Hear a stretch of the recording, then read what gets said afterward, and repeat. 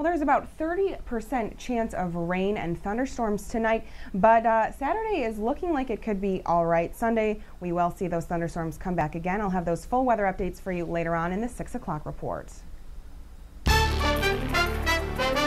WVTT's World News Roundup. The Gay and Lesbian Alliance Against Defamation, or GLAAD, is backing a national same-sex kiss day planned for Chick-fil-A restaurants nationwide today. The event comes 2 days after supporters responded to backlash against the company's support of traditional marriage. Ed Payne reports. Chick-fil-A Appreciation Day, organized by former Arkansas Governor Mike Huckabee, drew long lines of supporters of the company and free speech.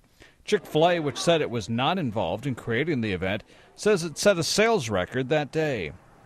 Organizers of today's event are no doubt hoping for a similar turnout. They're asking same-sex couples to go to Chick-fil-A restaurants and kiss in protest and then post a video or photos on social media. As of early Friday morning, about 13,000 people said they would participate on the event's Facebook page.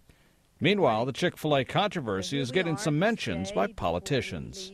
What I tweeted was, I'm a Kentucky Fried Chicken fan. That's where my loyalty lies. The young man or woman who at this very moment is drawing up a business plan on the back of a scrap piece of paper on a Chick-fil-A somewhere nearby.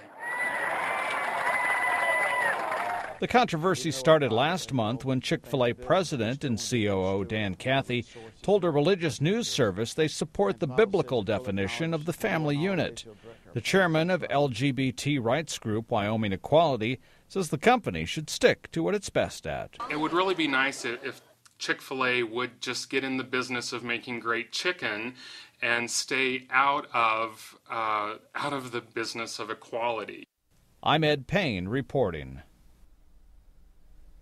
A controversial Boy Scouts policy is prompting one lifelong member in Maryland to make a difficult decision. He has decided to turn in an honor it took years to achieve. Suzanne Kennedy has a story of the now former Eagle Scout. This was one of the happiest days of Stephen Colella's life. Since he was 5, he wanted to be an Eagle Scout. But now, as a gay man, he has made the difficult decision to give back a medal he worked most of his life for. If this organization no longer represents something that I believe in, then I can't be a part of it. The Boy Scouts of America recently reaffirmed its policy to ban openly gay members. That decision prompted this 23-year-old Frederick resident to relinquish his status as an Eagle Scout. The card that I sent back is something that I carry around in my wallet every day. And it's a symbol, and it doesn't have any material value, but it's been a huge part of who I am. More than a half dozen Eagle Scouts nationwide in cities like Jacksonville, Bangor, and Minneapolis have turned in their medals. Colella told the Scouts last week. It saddens me that every day there is the possibility that someone's being told, you aren't good enough for this organization, you can't be a part of it. The Boy Scouts of America released this statement about the medals being returned, saying, while a majority of our membership agrees with our policy, no single policy will accommodate the many diverse views among our membership or society. Colella wants his decision to help others. My hope is that it can influence a new ideology for the organization, and that it'll inspire other people to stand up for what they believe in.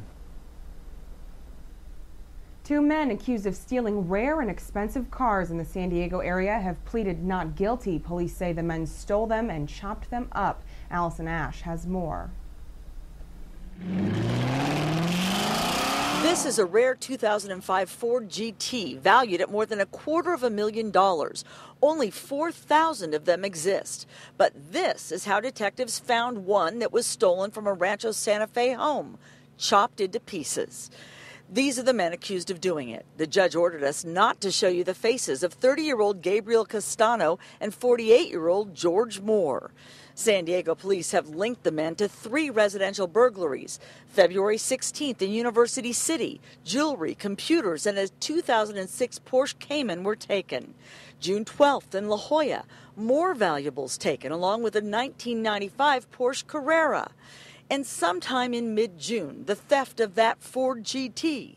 It's actually quite rare. There's not a whole large market out there for vehicles as rare as a Ford GT like this one. They're not that easy to turn around and sell, and you can't really drive around the streets in them. So that type of a thing is something that we don't see very often.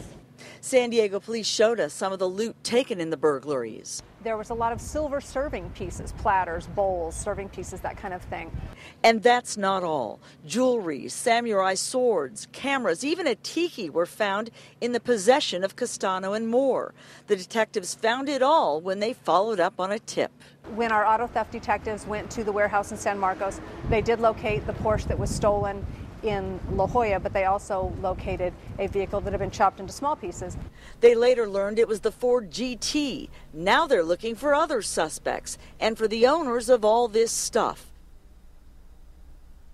Sports is next with WVTT's Derek Smith. Trust me, you're not going to want to miss this one. Keep it here, Twin Tiers.